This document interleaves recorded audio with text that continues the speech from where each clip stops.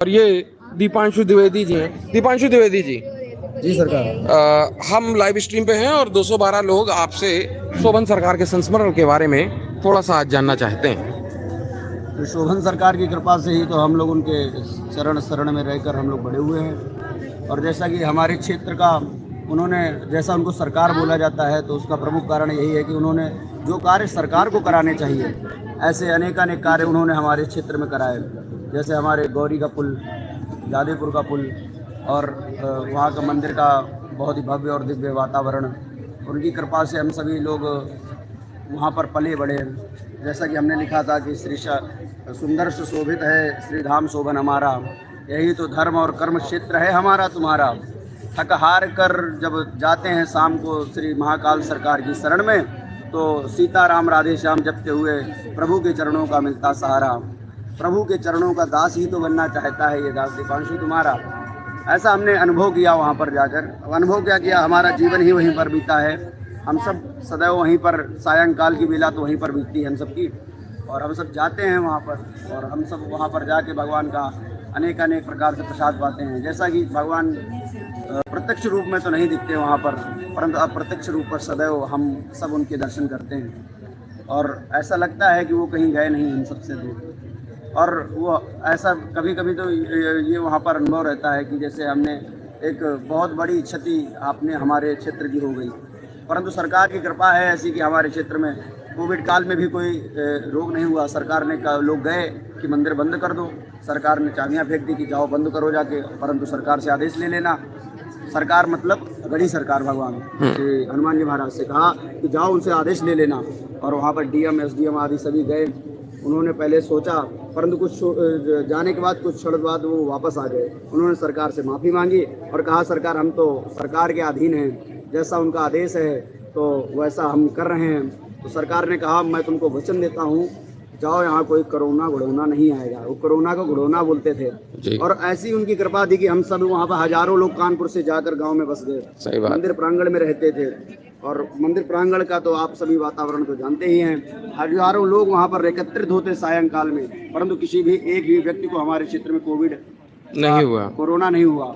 और ये सब हमारी सरकार की ही कृपा थी। हम सबका जो भी अध्ययन हुआ, जीवन अनेक अनेक उनके विद्यालय चल रहे हैं उनकी ही कृपा से। और हम सब ने भी बिना सुलभ दिए, बिना धन दिए, बिना ये किसी फीस के, हम सब ने अपनी जीवन के जो भी जितनी पढ़ाई की उनकी कृपा से की।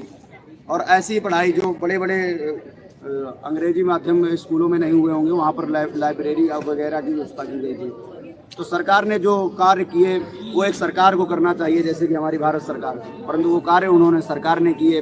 इसलिए हम सभी सर्वदा उनके चरणों के दास हैं, और सर्वदा अनंत काल तक हम सब उनके ऋणी रहेंगे। आप आज एक संस्मरण सुना रहे थे आचार्य जी, जिसमें सरकार ने कई लोगों की पीड़ा शांत करने के लिए अपने ऊपर उनको लिया रोगों को। जैसा कि आप सभी लोग जानते हैं कि कहते हैं कि वृक्ष कबहू नहीं फल भकै, नदी न सिंचय नीर, परमार्थ के कार्य ने साधु न धरा शरीर।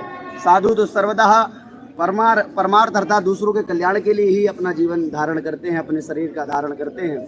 सरकार ने भी अनेकानेक प्रकार से ऐसा ही किया। अनेकों लोग रोकर वहाँ पर पहुँच जाते थे कि भगवान ये दिक्कत है हमको। तो ऐसा हमने सुना, ऐसे हमारे जो बड़े लोग हैं, हमने कभी उसका अनुभव तो नहीं किया, परंतु अनुभव किया, परंतु प्रत्यक्ष हमारे पास वो नहीं स्पष्टीकरण है। परंतु भगवान ने ऐसा किया, लोगों के अनेकानेक पीड़ाएं हटी, किसी का कैंसर ठीक हुआ, दूसरों के कारण उन्होंने अपने पैर कटाए, अपनी पीठ कटाई। और हमें ऐसा लगता है कि कोविड काल में ही वो गए थे, और उस कोविड काल में किसी को, एक भी क्षेत्र के हमारे किसी व्यक्ति को कोविड नहीं हुआ।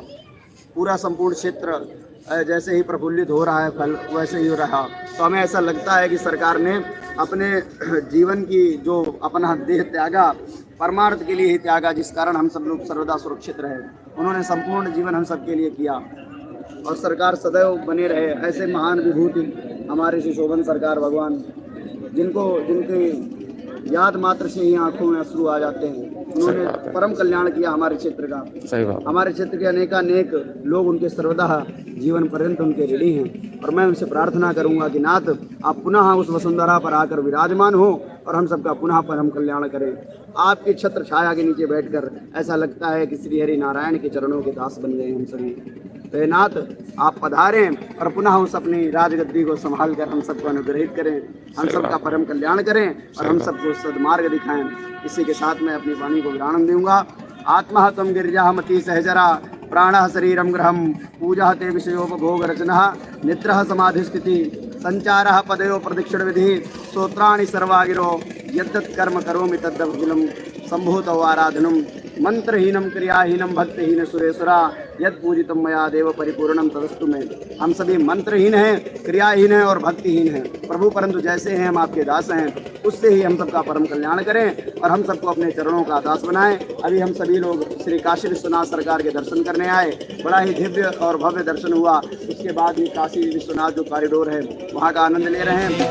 जल बिन मछली पलना जिए, वैसे तड़पूं में घड़ी घड़ी तेरे लिए, वैसे तड़पूं में घड़ी घड़ी तेरे लिए।